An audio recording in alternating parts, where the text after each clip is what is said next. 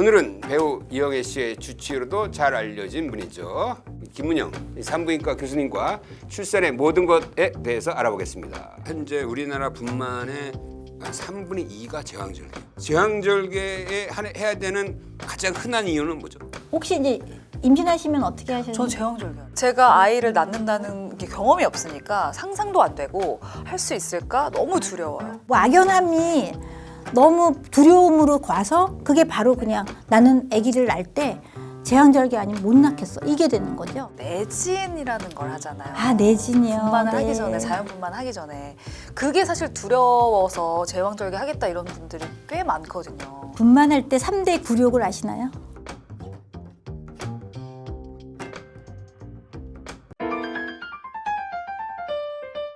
김철중의 이름은 낳는다. 김철중입니다. 새해가 밝았습니다. 올해 태어날 새 생명을 기다리는 많은 예비 엄마, 아빠가 있을 텐데요. 오늘은 배우 이영애 씨의 주치의로도 잘 알려진 분이죠.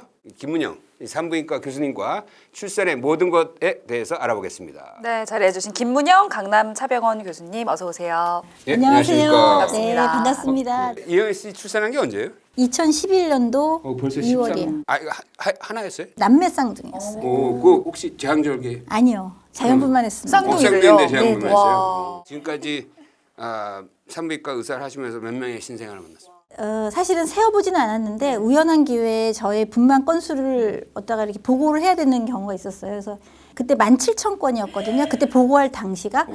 그 다음에 더 했는데 3,000건 더 했으니까 한 2만 건 정도 된 것 같아요. 우리 김은영 교수가 또 우리 임신하신 분들을 위한 책을 썼어요. 이게 아, 베스트셀러예요. 이게 무슨 책이죠? 그러니까 말 그대로 하루 한 장 임신 출산 데일리북이에요. 그러니까 이제 임신을 하게 되면은 매일매일 어디 의지할 곳이 있어야 돼요. 임산부들이 불안감이 굉장히 많아요. 초기에는 한 2주, 1주나 2주 사이에 이렇게 자주자주 오라 그러지만 그다음에 4주 후에 오세요. 뭐 한 달 뒤에 오세요. 뭐 이런 뭐 3주 후에 오세요. 이러거든요. 그 매일매일 좀 의지할 곳이 있어야 되는데 그래서 이걸 제가 데일리북이라고 합니다. 하루에 한 장씩. 자, 그럼 우리 이제 출산에 대해서 얘기를 해볼까요? 보통 그 첫 출산은 이제 진통이 오더라도 좀 천천히 진행되고 두 번째 출산, 세 번째 출산은 좀 빨리 진행된다고 하는데 맞아요. 그 차이가 어떻게 되나요? 초산은 진통 시간이 벌써 16시간 내지 18시간 이렇게 평균 그렇게 나오고요.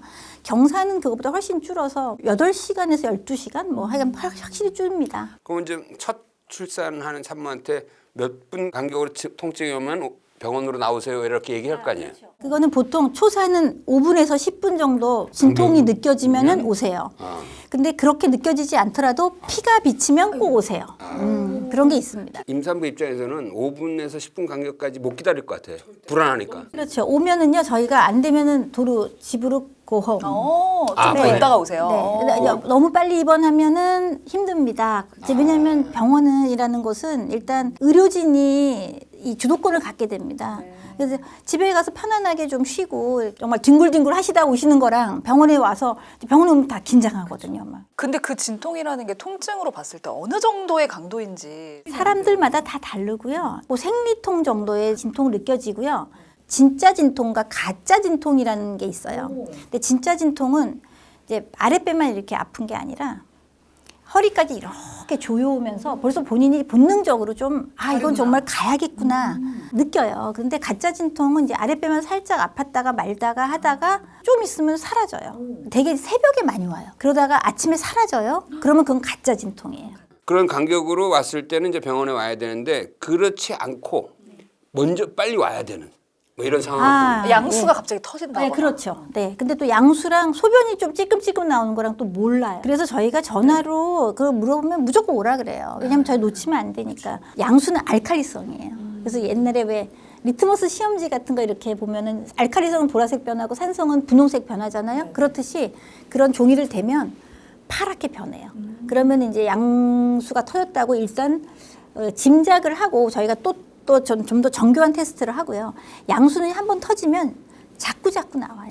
근데 소변은 자궁이 커지면서 방광을 눌러서 이렇게 요실금처럼 나와도 자꾸는 안 나오거든요. 네, 소변이 방광이 비어지면 안 나오니까 이제 그런 걸로 좀 얘기도 해보고 양수가 터졌다는 거를 과학적으로 진단을 하죠. 그다음에 피가 비치면은요. 자궁은 이제 동그란 이런 주머니 같은 건데 자궁목이라는 게 있어요. 자궁목이 이제 자궁 경부죠. 그러니까 저희 머리라고 치면 이게 자궁이면요, 이게 경부예요. 근데 그 경부가 부드러워지고 그러면서 피가 나오게 되는 게 그게 이슬이에요. 저는 그 과일로 많이 비유를 해요. 단감은 딱딱하잖아요. 근데 그게 경부가 처음에는 그렇게 돼 있어. 딱딱해야 돼요. 분만이 임박해 오면 홍시가 돼야 돼. 그럼 홍시는 즙이 나오잖아요. 그게 이슬이라고 생각하면 돼. 이슬이 나오는 거는 정상적인 거예요. 근데 일반적인 사람들이 만삭이 돼서 나오는 피가 이슬인지 아니면 핏줄이 터져서 나오는 이상출혈인지 모릅니다. 그래서 피가 날 때는 얼른 나오시라고. 그래서 와서 네. 봐야겠네요. 그러니까 우선 자연 분만을 할 수 있는 사람도 따로 있을 것 같아요. 유리한 조건을 이제 제가 말씀드리면 첫 번째는 골반이 좋아야 돼요. 이제 속골반, 겉골반 뭐 이런 얘기들을 해요. 근데 속골반 절대로 못 만집니다. 엉덩이가 크다고 골반이 좋은 게 절대로 아니고요. 골반뼈는 이렇게 생겼어요. 이렇게 약간 타원형의 이렇게 위에는 넓고요. 아래는 좁아지면서 타원형이기 때문에 아기가 머리가요 처음에는 옆으로 보고 나오게 되어 있어요. 내려가면은요 이렇게 좁아져요. 그래서 애가 땅을 보면서 내려가야 돼요. 약간 스크류처럼 이렇게 맞아요. 회전하면서. 그 과정이 안 되면은 위에서 이제 딱 막혀갖고 못 내려가요. 그러겠네. 그런데 조금이라도 그게 넓으면 유리한 거예요. 그래서 골반이 큰 게 좋은데 그 골반이 크려면 키가 커야 돼요. 어떤 의미냐면 우리가 집을 질 때 집만 크게 지어놓고 문만 조그맣게 낼 수가 없잖아요. 되게 키 큰 사람이 그런 골반의 그 통로도 좀 크더라. 그렇죠. 네. 그죠? 그리고 이제 뚱뚱하시면 안 돼요. 좁은 복도를 지나가는데 그냥 아무것도 없는 복도를 그냥 지나가기가 좋지 스폰지를 다 끼워놓은 복도를 지나가기가 더 어렵듯이. 뭐 이렇게 다이어트를 많이 해서 그것도 영향이 있을까요? 다이어트 아까 안 말로 해요. 유리하다긴 한데. 다이어트 안 해요. 많이 먹어요. 그리고 옆에서도 너 왜 이렇게 많이 먹니 소리 아무도 안 해요. 그렇지, 그렇지. 먹어라. 그죠, 먹어라. 그 오히려 먹어라. 그게 더 안 좋은 거 좋아요. 아니에요? 독이 되는 거. 안 좋은 거네. 아니, 분만 때문에 그런 건 아니고요. 많이 먹는다고 아기가 다 그게 좋을까요? 그렇지 않아요. 근데 골반이 좁은 산모분들 중에 나는 자연 분만을 하고 싶다라고 한다면 방법이 없진 않은 거죠. 아 그럼요. 일단 트라이를 다 하시라 그래요.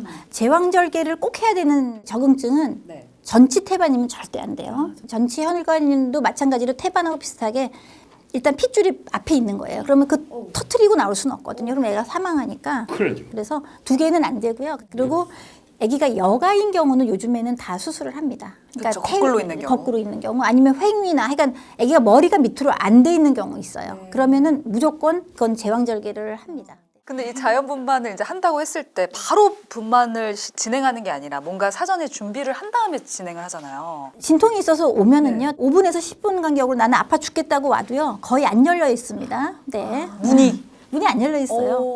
진통이라는 게요.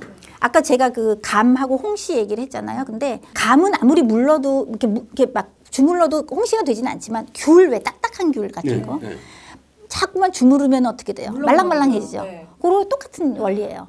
그래서 이렇게 귤을 자꾸 주물르면 말랑말랑해져 갖고 이렇게 까기도 좋고 먹기도 좋잖아요. 그렇듯이 자궁이 자꾸 수축을 하면 그 경부가 부드러워져서요 잘 열리게 돼요. 미리 좀 진통이 오고 자진통이 자꾸 와야만 그 준비가 되는데 그렇지 않은 사람들이 더 많아요. 그러면 그 요새 왜 무통분만이라고 있잖아요.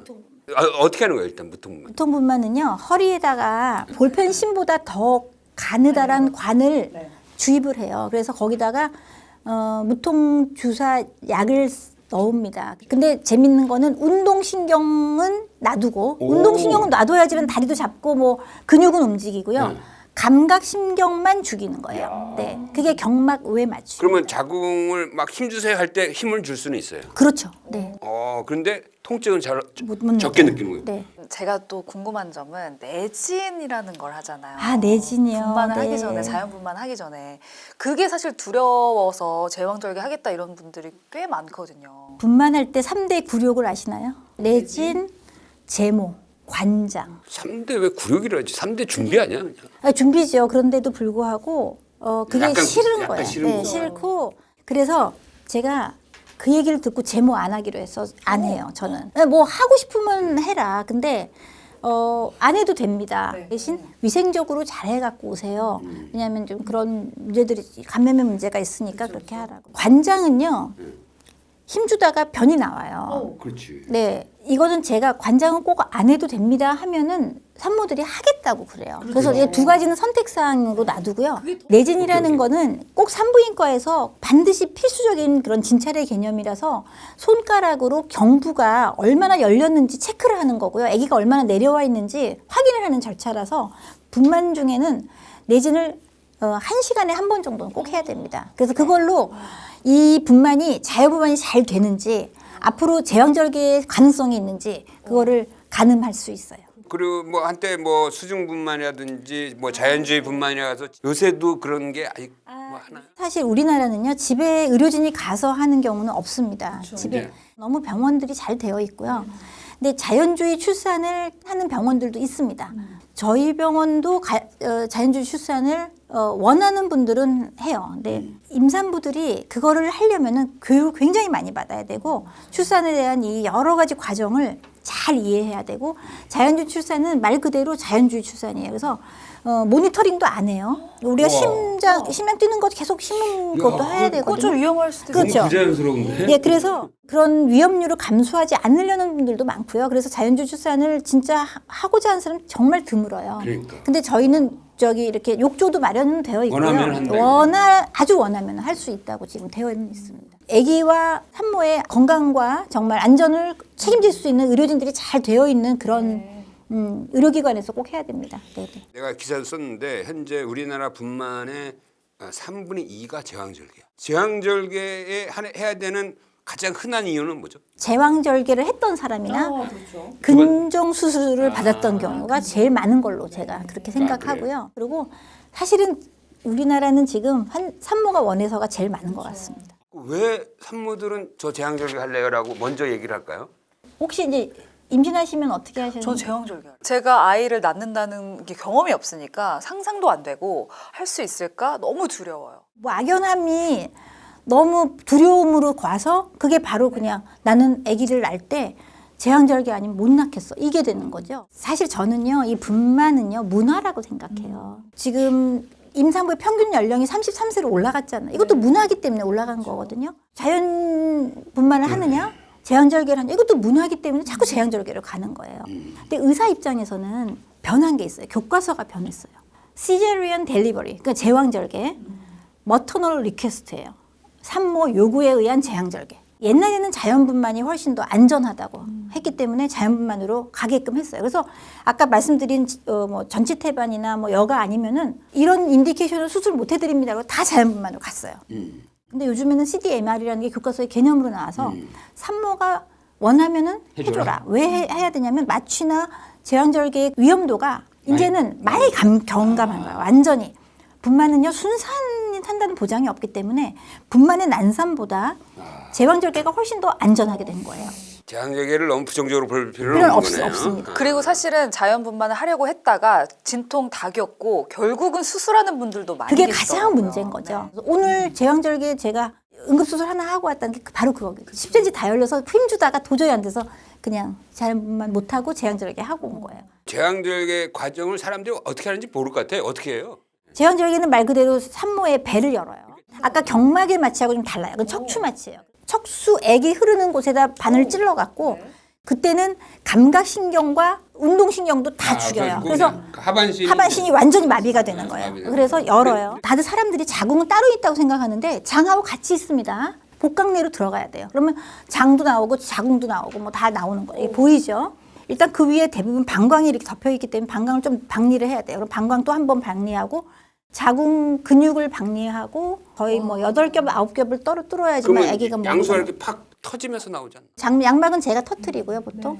그래서 해서 머리를 이렇게 해서 이때도 눌러야 돼요. 다들 안 누르면 이렇게 열면요, 애가 이제 쑥 나오는 줄 알아요. 절대로 안 나와요. 근데 아기한테는 이제 제왕절개가 좀 더 좋고 산모한테는 이제 자연 출산이 좋다 이런 이야기가 있잖아요. 진통을 하면서 건강해 하면 좋은데 아기는 일단 스트레스를 많이 받는 거잖아요. 그렇기 때문에 따뜻해서 얘기하라 그러면은 제왕절개는 아기한테 좋고 분만은 엄마한테 좋습니다. 왜냐면 제왕절개는 큰 수술이에요. 저희가 생활 수술이 있어요. 우리나라 1번이 치질이에요. 2번이 백내장, 3번이 제왕절개. 너무 주변에 많이 하다 보니까 그러니까. 너무 쉽게 생각하는데 이건 큰 수술이고요. 수술을 해서 이제 피가 많이 나면 혈전의 위험도 높고요. 그래서 제왕절개하고 그 폐색전증으로도 고생하시거나 돌아가시는 산모도 계세요. 이 모든 과정이 이제 산모와 또 태아를 위해서 최선의 선택을 해야 되기 때문에 또 걱정도 고민도 많지 않으실까 싶은데요. 출산을 앞두고 계신 엄마 아빠께 한 말씀, 당부의 말씀 부탁드리겠습니다. 분만 방법의 선택은 정말 정말 큰 고민이라고 알아요. 근데 많은 거를 알아서 본인들이 제가 지금 말씀드린 여러 가지 이런 사항을 고려해서 신중하게 선택하시고요.